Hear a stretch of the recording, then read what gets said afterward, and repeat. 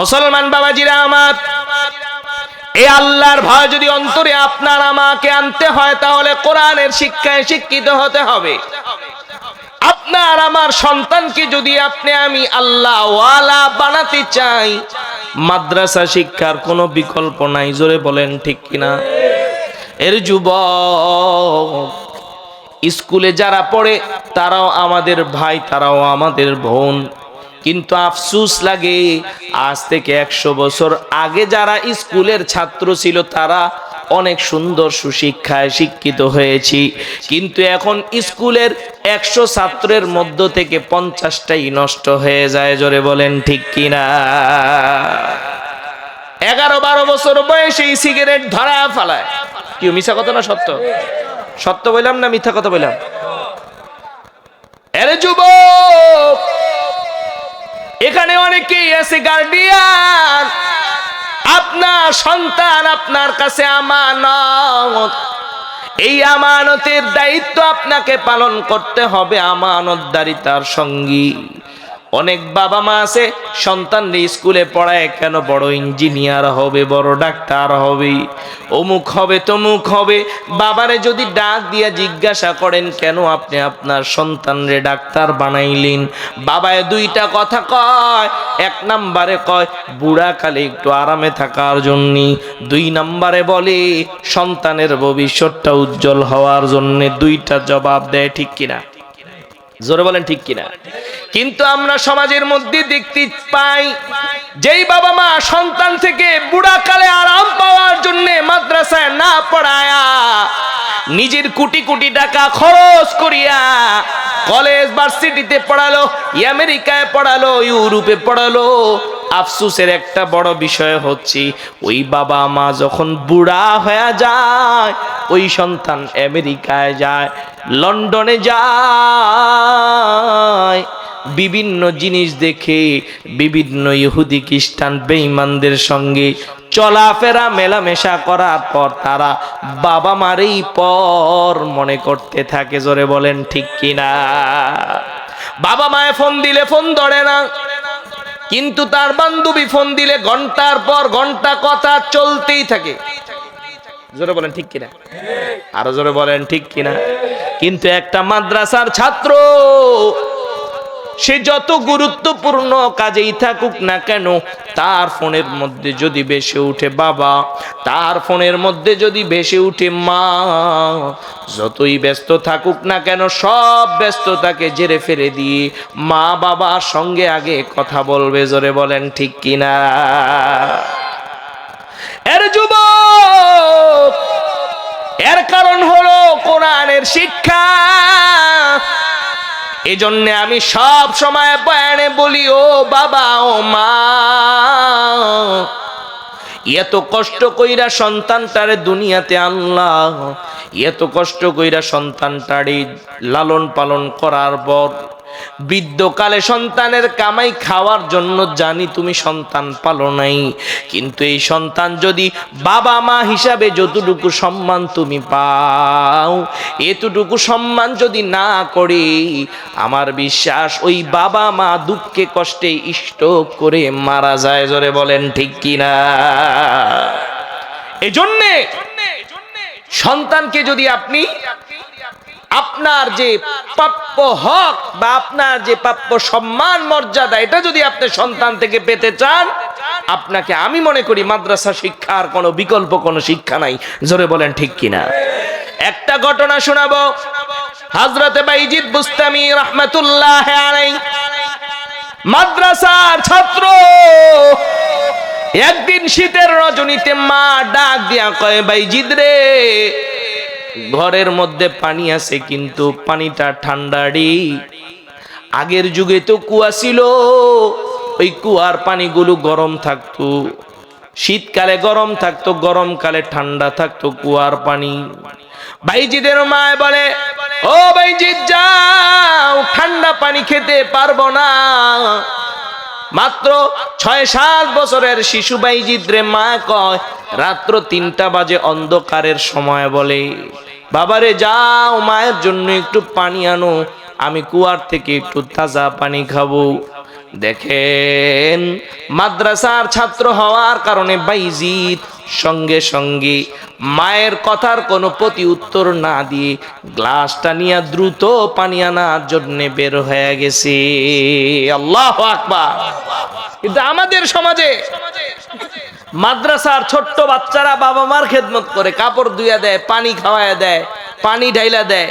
স্কুলের মায়ের আদেশ পাওয়ার সঙ্গে সঙ্গে একটা দৌড় দিল রে, দৌড়ে গিয়া কূপের থেকে পানি নিয়ে আসলো। আগের যুগে তো কূপ অনেক দূরে ছিল, ধরেন 1 কিলোমিটার দূর থেকে মায়ের জন্য পানি আনলো। পানি আনতে আনতে 10-15 মিনিট সময় হয়ে গেছে, এর মধ্যে মা আবার ঘুমায় গেল। দেখেন বাইজিদ কত আদবওয়ালা সন্তান, কত ভদ্র সন্তান। ইচ্ছা করলে তো পারতো মায়ের মাথার কাছে পানির গ্লাসটা রেখে দিতি, কিন্তু শিশু বাইজিদ চিন্তা করলো আমার মা যদি চোখ খুলে পানি না পায় তাহলে তো মা কষ্ট পাবে, কারণ মা তো ঘুমায় ছিল, আমি কোথায় পানি রাখছি মা তো এটা জানে না। তার চাইতে বরং আমি মায়ের পায়ের কাছে দাঁড়ায় থাকি, মা যখন চোখ খুলবে সঙ্গে সঙ্গে আমাকে দেখতে পাবে। আল্লাহু আকবার। এবার হযরত বাইজিদ বুস্তামির মায়ের ঘুম ভাঙলো ফজরের আজানে। আসসালাতু খায়রুম মিনান নাওম, ঘুম থেকে নামাজ ভালো, আর তুমি ঘুমায়ো না। বাইজিদ বুস্তামি রাহমাতুল্লাহ আলাইহির মায়ের কানে যখন ফজরের আজান গেল, বাইজিদ বুস্তামির মায়ের ঘুমটা ভেঙে গেল। চোখটা খুইলা দেখে এই মাত্র 6-7 বছরের ছোট্ট শিশু বাইজিদ পানির গ্লাসটা নিয়ে দাঁড়ায় আছে। মা চমকা গেল। মা তার শিশু সন্তানদের ডাক দেয়া কয়, বাবা রে, এই পানির গ্লাসটা নিয়ে তুমি কতক্ষণ ধরে দাঁড়ায় রইছো? বাইজিদ ডাক দেয়া কয়, মাগো, আমি যখন পানি নিয়ে ঘরে ঢুকলাম তখন দেখি তুমি ঘুমায় গেছো। একবার চিন্তা করলাম পানিটা তোমার মাথার কাছে রাখবো, কিন্তু মনে মনে আবার আমার চিন্তা আসলো আমি কোন জায়গায় পানি রাখছি এটা তো তুমি ঘুমের মধ্যে জানো নাই। এই পানিটা উইঠা খুঁজতে তোমার একটু কষ্ট হবে মা, এই কারণে হয়তো তুমি আমারে বদদোয়া দিতে পারো। মাগো, এই ভয়ের কারণে আমি তোমার পায়ের কাছে যতক্ষণ না তুমি ঘুমের থেকে উঠবা ততক্ষণ পর্যন্ত আমি পানিটা নিয়ে দাঁড়ায় রইছি। মাগো, যাতে কইরা চোখটা খোলার সঙ্গে সঙ্গে তুমি পানিটা পেয়ে যাও। খিদমতে মা দর পিদর কুন ইখতিয়ার, তাকে বাসি দর দুআলম বখতিয়ার। খিদমতে মা দর পিদর কুন সুবহ শাম, তাকে বাসি দর দুআলম নেকে নাম। বাইজিদ যখন মাকে বলল, মা, পানি নিয়ে আমি প্রায় 3-4 ঘন্টা দইরা দাঁড়ায় আছি গো, কারণ তুমি যেন পানিটা সঙ্গে সঙ্গে খাইতে পারো গো মা, পানিটা যেন তোমার আর খুঁজতে না হয়। বাইজিদ বুস্তামির মা তার ছোট্ট শিশুর এই খেদমতের কথা শুনি 2 ফোঁটা চোখের পানি ছেড়ে দিয়া আল্লাহর কাছে হাত উঠায় কেঁদে কেঁদে দোয়া করে, মালিক, আমার এই 6 বছরের শিশু দেখো আমারে কত মোহাব্বত করে গো, আমারে কত ভালোবাসে। এই শীতের রজনীতে এত দূর থেকে কষ্ট কইরা আমার জন্য পানি আনলো। এই গভীর রজনীতে ছোট্ট বাচ্চা ঘুমে তার চোখ 2টা লাল হয়ে গেছে, কিন্তু মায়ের খেদমতের কারণে মায়ের পায়ের কাছে পানির গ্লাস নিয়ে দাঁড়ায় আছি। ও মালিক, বিশ্ব নবীর হাদিসের মাধ্যমে জেনেছি মা যখন সন্তানের জন্য দোয়া করে আল্লাহ তুমি ওই দোয়া আর ফিরিয়ে দিতে পারো না। ও মালিক, মালিক, আমার এই ছোট্ট শিশু বাইজিদের জন্য আমি দোয়া করলাম, আল্লাহ আমার বাইজিদের নামটা এই মুহূর্তে তোমার ওলির খাতায় তুমি লিখে দাও। আল্লাহু আকবার। সোহবতে সালেহ তুরা সালেহ কুনাদ, সোহবতে তালেহ তুরা তালেহ কুনাদ, এক জামানা সোহবতে বাউলিয়া বেহতে রাজা সদ সালাত বেরিয়া। আল্লাহু আকবার। হযরত বাইজিদ বুস্তামির মা এবার কেঁদে কেঁদে বলে, বাবারি আরেকটা খিদমত তোর কাছে চাইবো, করবি নি? বাইজিদ ডাক দিয়া কয়, মা গো আমার জীবন তোমার উপর কোরবান হোক। মা তুমি যদি আমারে পুরা জীবনটা আমার থেকে খেদমত নাও, মাগো আমার এই শরীরের চামড়াটা দিয়া যদি তোমার জুতা বানায় দেই, মাগো তারপরেও তো তোমার এক ফোঁটা দুধের ঋণ মা শোধ করতে পারবো না, বলো মা তোমার কি খেদমত দরকার? বাইজিদের মা বলে, যাও কুয়া থেকে এক বদনা পানি নিয়ে আসো। বাইজিদ মাকে বলে, মাগো পানিটা দিয়া তুমি কি করবা? কয়, বাবা আমি ওযু বানাবো। বাইজিদ দৌড়ে গিয়া কুয়া থেকে পানি আনার পর বাইজিদের মা সুন্দর করে ওযু বানায়া যায় নামাজের মুসল্লায় নামাজ পড়ে আল্লাহর কাছে দুইটা হাত এমনে বাড়ায় দেয় আর কয়, মালিক আমার এই ছোট্ট শিশু সারা রাত ঘুমায় নাই আমার জন্য। আল্লাহ চাইলে তো আমার শিশু আমার মাথার কাছে পানিটা রাইখা ঘুমায় যাইতে পারতো, আমার টেবিলের উপর পানিটা রাইখাও ঘুমায় যাইতে পারতো, কিন্তু আমার একটু কষ্ট হইতো পানিটা খুঁজে বের করতে, কিন্তু আমার সন্তান আমার এই কষ্টটাও দিতে রাজি না। আল্লাহ আমার সন্তান যে আজকে আমার খেদমতে রাত্রি জাগরণ কইরা রইল, সারা রাত আমার বাচ্চাটা দাঁড়া থাকতে থাকতে আমার বাচ্চার পা দুইটা ফুলা গেল গো মালিক। একটা জিনিস তোমার কাছে চাইবো, আমার এই সন্তানটারে তুমি শুধু আল্লাহওয়ালা বানাবা না, আমার এই সন্তানটাকে তুমি বর্তমান যুগের সবচাইতে বড় আল্লাহর ওলি বানায়া দিবা। আল্লাহু আকবার বলবেন না? এবার এই বাইজিদ বুস্তামি কেমন আল্লাহওয়ালা হয়েছে শুনেন। বাইজিদ বুস্তামিকে তার মা মাদ্রাসায় ভর্তি করায় দিছে।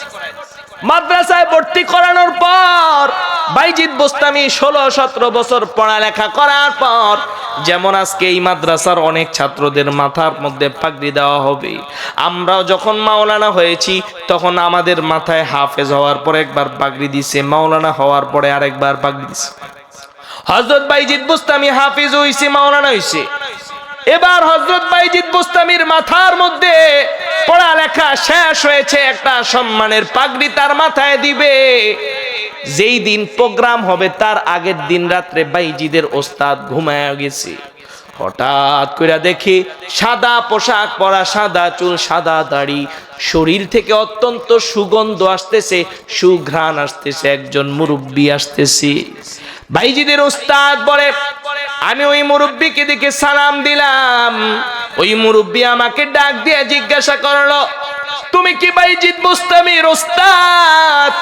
আমি জবাবে বললাম, জি আমি বাইজিদ বুস্তামির ওস্তাদ। ওই মুরব্বী এবার বলে, তুমি কি আমাকে চিনতে পেরেছো? আমি বলেছি, না না আমি আপনাকে চিনতে পারি নাই। এবার ওই মুরব্বী জবাব দেয়, বাইজিদের ওস্তাদ তুই বড় ভাগ্যবান, তোর ছাত্র বাইজিদের কারণে তুই আজকে আমার দেখা পেয়ে গেলি রে।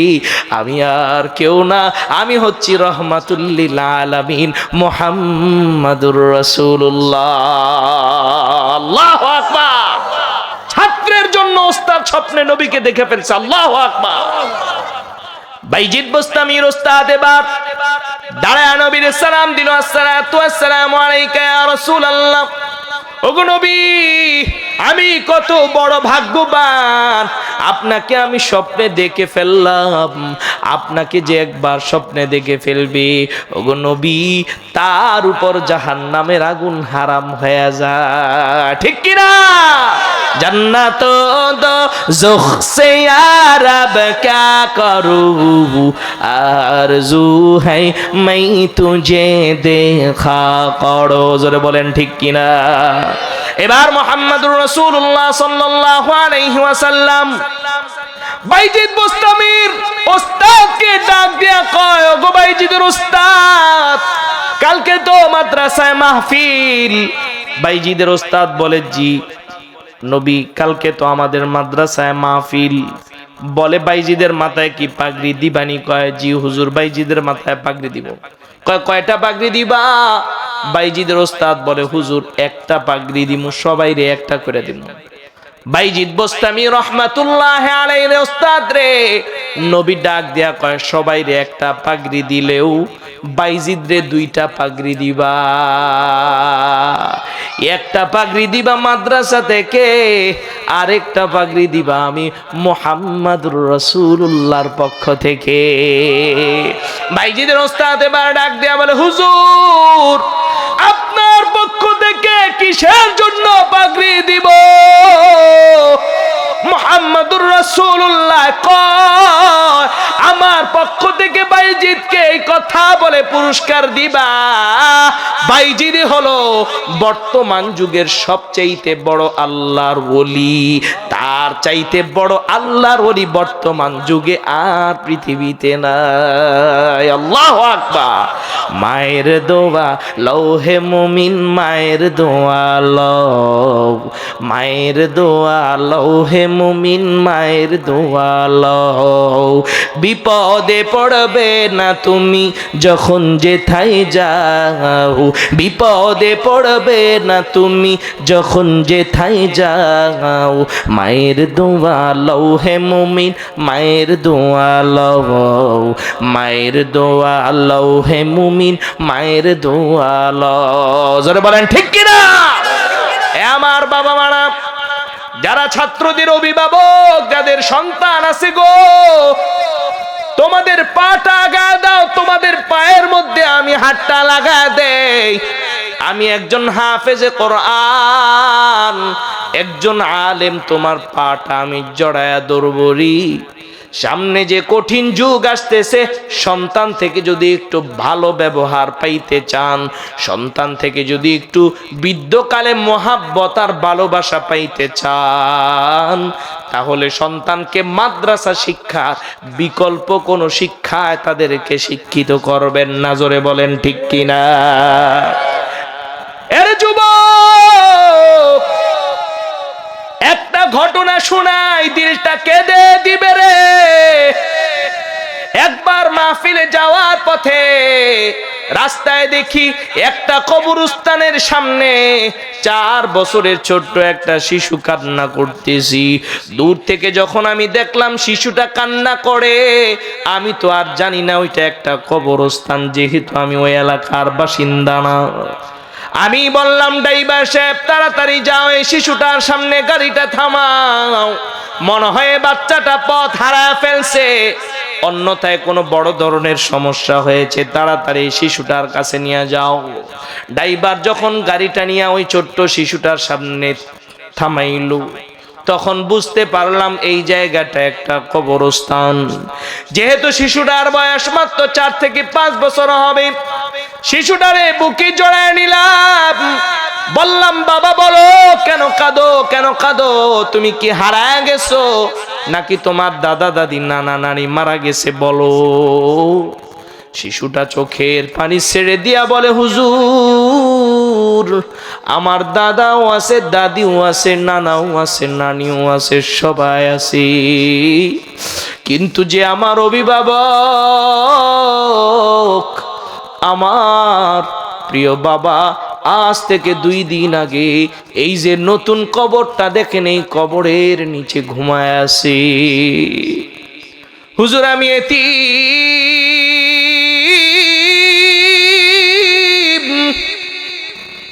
ওই মুহূর্তে নবীর হাদিসটা মনে পড়ে গেল, নবী বলেছেন আমার কোন উম্মত যদি কোন এতিমের মাথায় হাত দেয়, কাল কিয়ামতের ময়দানে আমি নবী তারে সুপারিশ করে জান্নাতে নিয়ে যাব। সুবহানাল্লাহ। ওই এতিমের মাথায় হাতটা দিয়া বুকে জড়ায় নিয়ে বললাম, আসো বাবা আসো, কি খাবা তোমারে সব কিছু কিনে দেব, চলো। শিশুটা চোখের পানি ছেড়ে দিয়া কাঁদি আর বলে, আঙ্কেল আপনি আমারে কি কিনা দিবেন? আমার বাবা যদি আমারে কিছু না কিনাও দিত, কিন্তু আমি আমার বাবার চেহারাটা যদি দেখতাম আমার কোনো দুঃখ লাগতো না। এখন যদি আপনি আমারে তামাম দুনিয়া সব মজাও কিনা দেন, তারপরেও আমার কান্না আপনি থামাতে পারবেন না। শিশুটাকে জিজ্ঞাসা করলাম, তুমি কবরের সামনে কয় ঘন্টা দাঁড়ায় থাকো? শিশুটা ডাক দিয়া বলে, হুজুর ফজরের নামাজের সময় আমি উঠি, একেবারে মাগরিবের আগ পর্যন্ত আমি কবরের সামনে দাঁড়ায় থাকি। বললাম, তুমি কি সকালে দুপুরে কিছু খাও না? বলে, আমার মা অনেক ডাকে কিন্তু আমি যাই না। মা এখানে আইসা খাওয়ানোর চেষ্টা করে, তাও আমি খাই না। কেন খাবো? যেই বাবা আমারে এত আদর করত, বুকে নিয়ে ঘুম পাড়াইতো, ওই বাবা আজকে নাই। আমি তো বাবার বুকে আর ঘুমাইতে পারবো না। ওগো হুজুর, আপনার মজা আমার লাগবে না, আপনি চলে যান। এই কথাটা যখন শিশু বলল, কলিজাটা ফেটে কান্না আসলো রে যুবক, চোখ দিয়া পানি বের হয়ে গেল। এবার বললাম, তুমি যে সারাদিন এই যে কবরের সামনে দাঁড়ায় থাকো, দাঁড়ায় দাঁড়ায় কি করো? শিশুটা বলে, হুজুর আমি একজন মক্তবের ছাত্র, আমি একজন শিশু শ্রেণীর ছাত্র, আমি মাত্র আলিফ বা তা সা শিখছি আর সূরা ফাতিহা শিখেছি। হুজুর আমি আবার বাবার কবরের সামনে দাঁড়ায়া দাঁড়ায়া সারাদিন সূরা ফাতিহা আর আলিফ বা তা সা থেকে ইয়া পর্যন্ত পড়তে থাকি। পড়ি না? আল্লাহু আকবার, নারে তাকবীর। প্রধান মেহমানের আগমন, প্রধান মেহমানের আগমন, নারে তাকবীর। বিশ্বজয়ী হাফেজ জাকারিয়া সাহেবের আগমন, শুভেচ্ছায় স্বাগতম, নারে তাকবীর। অল্প সময়ের মধ্যে আমি শেষ করে দিচ্ছি। এবার শিশুটাকে জিজ্ঞাসা করলাম, তুমি যে কবরের সামনে সারাদিন দাঁড়ায় থাকো, দাঁড়ায় দাঁড়ায় কি শুধু কান্না করো না কিছু বলো বাবার কবরের সামনে? শিশুটা চোখের পানি ছেড়ে দিয়া বলে, হুজুর সারাদিন বাবার কবরের সামনে সূরা ফাতিহা পড়ি, আলিফ বা তা সা পড়ি, সূরা ইখলাস পড়ি, সূরা কাউসার পড়ি, আমি যা পারি আরবি যা শিখছি আমি তাই বাবার কবরের সামনে পড়ি। এবার আমি চিন্তা করে দেখলাম, ওই বাবা কত বড় ভাগ্যবান, যেই বাবা 5 বছরের একটা শিশু সন্তানকে মাদ্রাসায় ভর্তি করায় তারপরে কবরে গেছে। তার ফলাফল হলো ওই শিশুটা বাবারে ভুলে নাই, বাবার কবরের সামনে দাঁড়ায় দাঁড়ায় বাবার কবরের ভেতরে যেন শান্তি হয়, এই জন্য সূরা ফাতিহা পড়ে, এই জন্য আলিফ বা তা সা পড়ে, এই জন্য সূরা ইখলাস পড়ে। আমার বিশ্বাস ওই শিশুর বাবার কবরটারে আল্লাহ জান্নাতের বাগান বানায় দিছে। জোরে বলেন ঠিক কিনা? এই জন্য সন্তানদেরকে মাদ্রাসায় কে কে পড়াইতে রাজি আছে একটু হাতটা তুলি তো। নারায়ে তাকবীর। অনেকে হাত উঠে নাই, এই সবাই হাত উঠে, নারায়ে তাকবীর। অনেক যুবকেরা মনে মনে কয়, হুজুর বাপ মায়ে তো বিয়েই করে না, ফুলাফান হইলেই না মাদ্রাসায় পড়াবো। কিও ঠিক কিনা? কি কথা ঠিক কিনা? অনেকে মুসকি মুসকি আসতেছে, হুজুর বাপ মায় বিয়া করাইলে পোলা ফাইন হইব, এরপরে না মাদ্রাসায় পড়ামু, একটু বিয়া শাদীর দোয়া করে দিয়ে যান যেন বাবা মা ঠিকঠাক মতো বিয়া করে, এরপরে না পোলা ফাইন হইলে যান আপনার ওয়াজ মতো আমল করবো। জোরে বলেন ঠিক কিনা? এলাকার মুরব্বীরা যাদের ঘরে ছেলে সন্তান উপযুক্ত আছে, আপনারা আপনাদের ছেলেদেরকে বিয়ে করিয়ে দিবেন ইনশাআল্লাহ। জোরে বলেন ঠিক কিনা? বিয়ে করিয়ে দিলে তারা গুনাহ থেকে বেঁচে যাবে। জোরে বলেন ঠিক কিনা?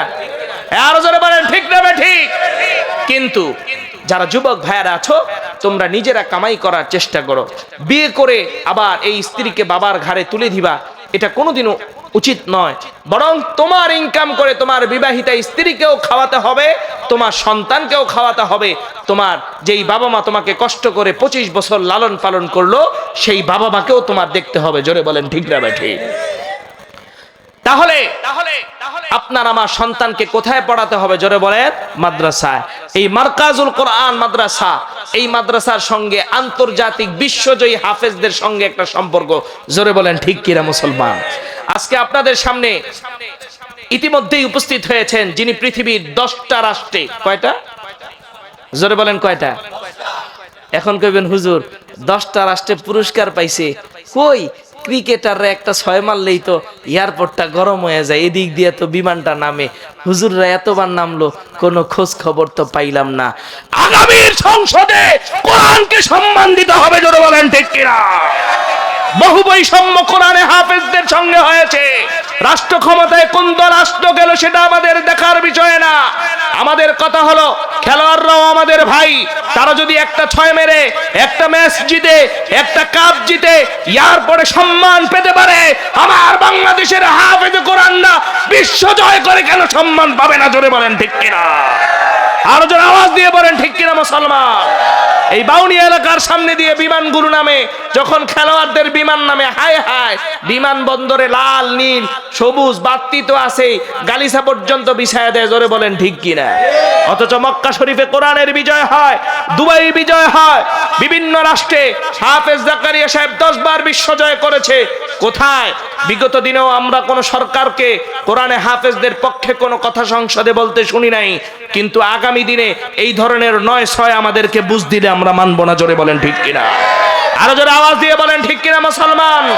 সংসদের যেই দলে যাক না কেন, সরকার যেই দলে হোক না কেন, সংসদের মধ্যে প্রথম অধিবেশনে আইন পাস করতে হবে, বাংলাদেশের যে হিফজখানা শিক্ষার্থী কোরআন প্রতিযোগিতা দিয়ে বিশ্ব চ্যাম্পিয়ন হবে, তাকে রাষ্ট্রের সর্বোচ্চ নাগরিকের সম্মান দিতে হবে। জোরে বলেন ঠিক কিনা? আরো জোরে। এই মাদ্রাসার ছাত্ররাও ইনশাআল্লাহ, আমাদের বিশ্বাস, অল্প সময় হয়েছে এই মাদ্রাসা প্রতিষ্ঠিত হয়েছে, প্রতিষ্ঠা লগ্ন থেকে এই মাদ্রাসার সঙ্গে আমি যুক্ত আছি। বিশ্বজয়ী হাফেজ জাকারিয়া ভাই সার্বিক তত্ত্বাবধানে নিগরানি করেন বাচ্চাদের পড়াশোনা কিভাবে উন্নত করা যায়। এজন্য আপনারা আপনাদের সন্তানদেরকে এই মাদ্রাসায় দিবেন তো ইনশাআল্লাহ? জোরে বলেন তো, কে কে সন্তানদেরকে মাদ্রাসায় দিবেন? নারায়ে তাকবীর। জোরে বলেন না নারায়ে তাকবীর। এই মাদ্রাসার সহযোগিতা কে কে করবেন? নারায়ে তাকবীর। পরামর্শ দিয়া, ভালোবাসা দিয়া মাদ্রাসার সঙ্গে সাপোর্ট দিবেন কে কে? নারায়ে তাকবীর। এই মাদ্রাসার মাহফিল হয়েছে, এই মাদ্রাসায় বাউনিয়া এলাকা যদিও উত্তরার একেবারে পাশে, কিন্তু আমাদের বাংলাদেশে অনেক বৈষম্য আছে। জোরে বলেন ঠিক কিনা?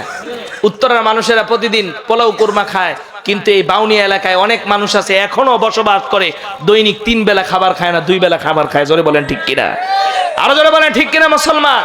যেহেতু এই বাউনিয়াবাদ এলাকার অনেক অসহায় দরিদ্র ছেলেও এই মাদ্রাসায় পড়ে, এবং অনেক এতিমরাও এখানে পড়ে, এবং মাদ্রাসারও হালত একটু অর্থনৈতিকভাবে দুর্বল। এজন্য এই মাদ্রাসার সাথে আপনারা সম্পৃক্ত থাকবেন তো ইনশাআল্লাহ? জোরে বলেন থাকবেন তো ইনশাআল্লাহ? এখানে মা নাই কার কার একটু দেখতে চাই তো। এতিম আছেন কে? একটু হাতটা তুলেন তো দেখি তো। এখানে মা হারা কে আছেন? একটু হাতটা তুলেন। আহা, ওই একটা শিশু, আহা একটা শিশু এতিম। আল্লাহ আল্লাহ আল্লাহ, ওর সুন্দর দায়িত্ব পালনের জন্য একজন লোক আল্লাহ তৈরি করে দেন। পড়ি আমিন। কেউ উঠবেন না দেখি? মাশাআল্লাহ, হাত নামান, হাত নামান। এই যে মা আপনার চলে গেল, দেখেন আমরা অনেক নিমুখ হারাম, মা বাবা চলে গেলে আমরা আর মা বাবার জন্য কোনো খরচ করি না, অথচ জীবিত অবস্থায় মা বাবাকে টাকা না দিলে মা বাবা হয়তো এক বেলার খানা একটু কষ্ট করতো, গরুর গোস্ত না খায়া থাকতো, ভাত হইলে তো খায়া থাকতে পারতো, কিন্তু কবরে যদি মা বাবার কবরে আগুন ধইরা যায়, ওই আগুন যদি দান কইরা না নিবান, মা বাবার বদদোয়া আপনার শরীরে লাগতে থাকবে। জোরে বলেন ঠিক কিনা? আজকের এই মাহফিলকে উসিলা করে এই এলাকায় অনেক কবরবাসী আছে, পাশেই মনে হয় কবরস্থান আছে, অনেক এই বাউনিয়া এলাকার অনেক মুরব্বীরা আজকে মাটির নিচ থেকে তাকায় আছে এই মাহফিলটার দিকে, যে দেখি আজকে আমার সন্তানকে আমার একটু মনে রাখিনি, একটু মাহফিলে আমার জন্য দোয়া করায়নি, দেখি কে আছে, আমার সন্তানটা কি আমার সঙ্গে গাদ্দারি করতেছে নাকি, সন্তানরে তো কোনো রকম একটা টিন সেট করে থাকার জায়গা করে দিয়ে আসছিলাম, দেখি তো আজকে এই জান্নাতের বাগানে আমার নামে কবরে কিছু পাঠায় কিনা আমার সন্তান। বাবা মা কিন্তু এগুলা তাকায় রইছে, জোরে বলেন ঠিক কিনা? এজন্য যাদের মা নাই বাবা নাই অথবা মা বাবা বেঁচে আছে, কোনো বিপদ আপদ আছে, সেই উসিলা করে, সে উদ্দেশ্য করে এই মাদ্রাসার মাহফিলের জন্য, মাদ্রাসার এতিম বা গরিব যে সকল ছাত্র আছে তাদের জন্য, বা মাদ্রাসার যে কাজ আছে উন্নয়নমূলক কাজ, এই কাজের জন্য এই মাহফিলে অনেক টাকা খরচ হয়েছে। এটার জন্য আল্লাহর রাস্তায়, আল্লাহর রাস্তায় একটু আপনাদের কাছে এখন হাত পাতবো এবং মন খুলে, আমি মুসাফির মানুষ, প্রতিদিন সফর, গতকালকে ময়মনসিংহ ছিলাম, আজকে আপনাদের এখানে, আগামীকাল আবার মাদারীপুর, মুসাফির মানুষ। নবী বলছেন মুসাফির যখন কোনো দোয়া করে আল্লাহ পাক এই দোয়া ফিরায় দেন না, আল্লাহ পাক এই দোয়া কবুল করেন। সকলে পড়ে আমিন। কি নাম আপনার? কার নামে?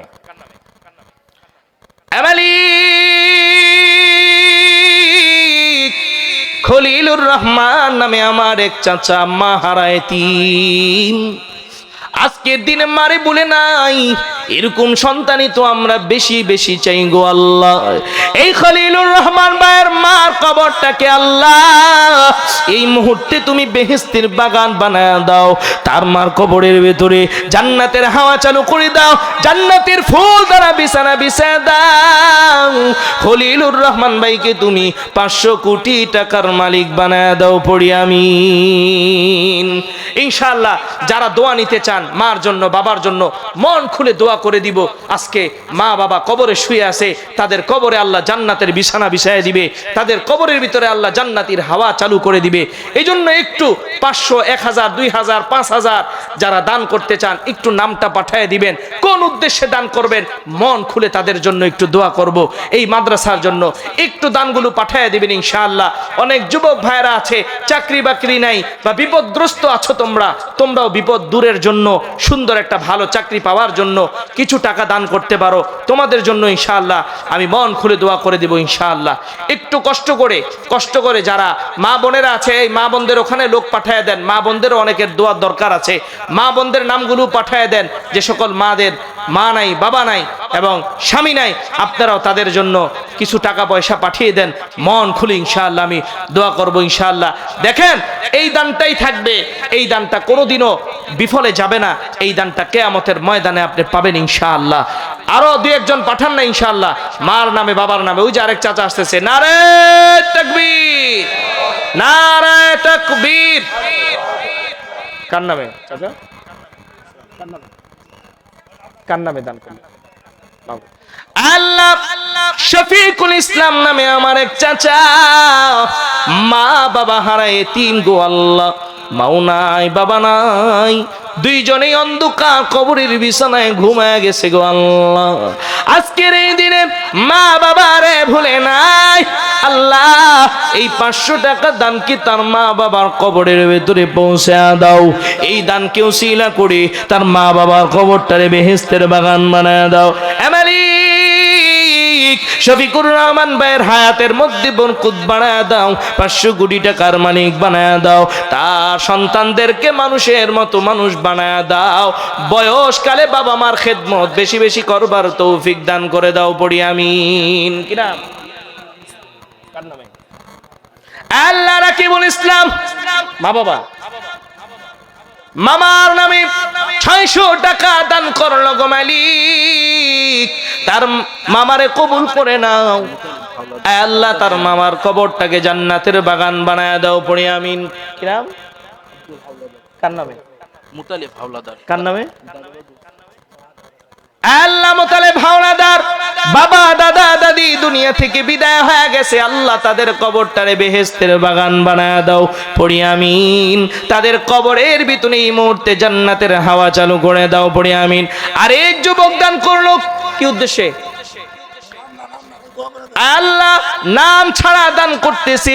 বুখারীর 660 নাম্বার হাদিস, যে গোপনে দান করি কিয়ামতের ময়দানে আল্লাহ রাব্বুল আলামিন আল্লাহ তাকে আরশের আজিমের ছায়ার নিচে ছায়া দিবেন। আল্লাহ এই মুহূর্তে যারা দানগুলো পাঠাচ্ছি 500 1000 করে 200